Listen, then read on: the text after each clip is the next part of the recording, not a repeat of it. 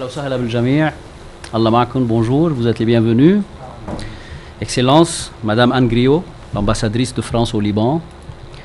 Monsieur Olivier Porchereau, représentant le président directeur général de l'INA, Monsieur Laurent Vallée.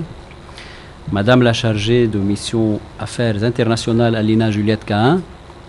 Madame la directrice générale de Télé Liban, Viviane Lebos. Mes chers directeurs, Mesdames et Messieurs, c'est un plaisir de vous retrouver aujourd'hui pour le lancement du projet de numérisation des archives des médias publics libanais. L'histoire des médias est celle de la nation. Tout comme le Liban, les médias publics ont connu leurs heures de gloire, leurs heures noires et aussi le chaos. Leurs archives qui récupèrent le passé du Liban font partie de son patrimoine culturel et sont également le reflet de son identité. Ils font donc partie d'un héritage que l'on doit laisser aux générations futures. La transmission de cet héritage s'inscrit dans le besoin d'enracinement que nous, Libanais, recherchons désespérément depuis de nombreux mois, depuis que nous voyons le Liban de nos rêves s'éloigner.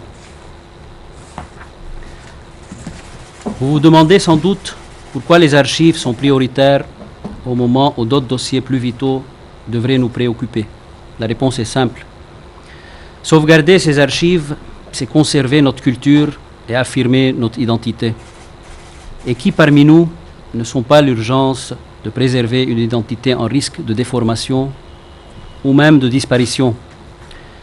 Sauvegarder ces archives, c'est aussi jeter un regard sur les heures de gloire du Liban, mais aussi sur les périodes de guerre et d'après-guerre. Nous redécouvrons ce passé avec ses moments de gloire et malheureusement aussi de violence et d'amertume. À partir de là, il nous sera possible de le revisiter et de l'apprivoiser pour reconstruire notre avenir et notre mémoire collective. Nous avons donc là le devoir et la responsabilité de garder une bonne traçabilité pour les prochaines générations, puisque chaque information, chaque réalisation, chaque décision constitue une parcelle de notre mémoire. Nos actions d'aujourd'hui sont les archives de demain.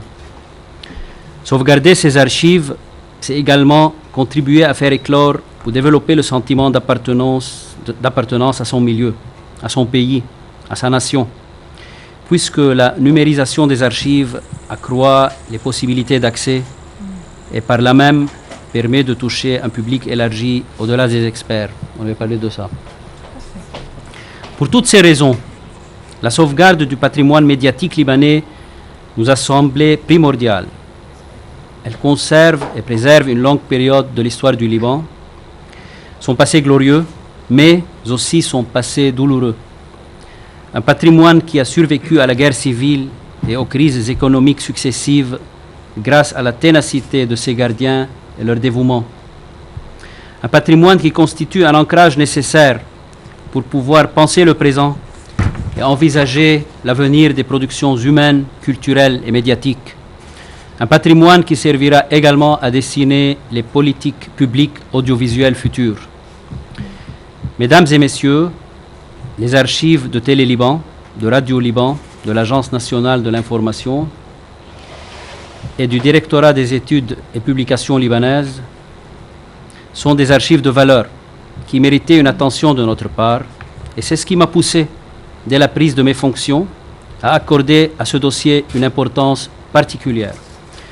Néanmoins, ce projet n'aurait pu être réalisé sans la collaboration de nos partenaires qui ont fait preuve d'engagement, mais aussi d'attachement pour ce patrimoine. Excellence, l'implication de la France et son soutien indéfectible à ce projet nous touchent profondément, mais ne nous étonne pas. Dès le départ, le rôle de votre pays a été déterminant dans le développement des médias publics et il est resté durant des années. Je ne sais pas si vous connaissez cette information, mais même le terrain qui abritait Télé Liban à Tal El Khayat appartenait à la France. On me l'avait dit. Et il a été racheté par des investisseurs à l'ambassade de France.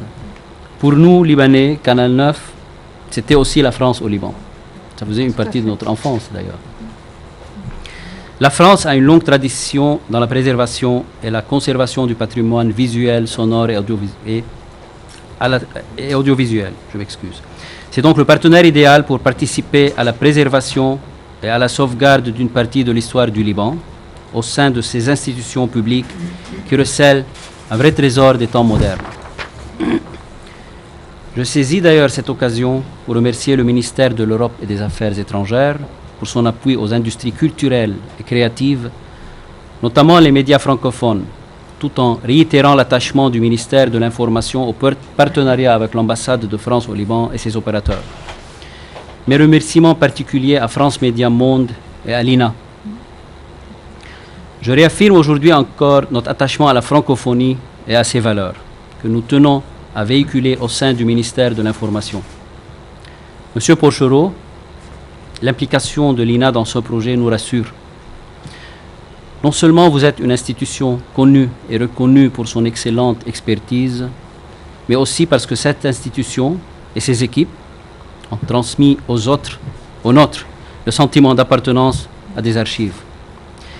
Vous les soutenez dans la mise en valeur de notre patrimoine audiovisuel, vous contribuez à leur formation et à la transmission de votre expérience et vos savoirs. À travers ce partenariat, nous sommes aujourd'hui plus que jamais convaincus que nos archives seront sans aucun doute entre de bonnes mains, pour ne pas dire entre les meilleures.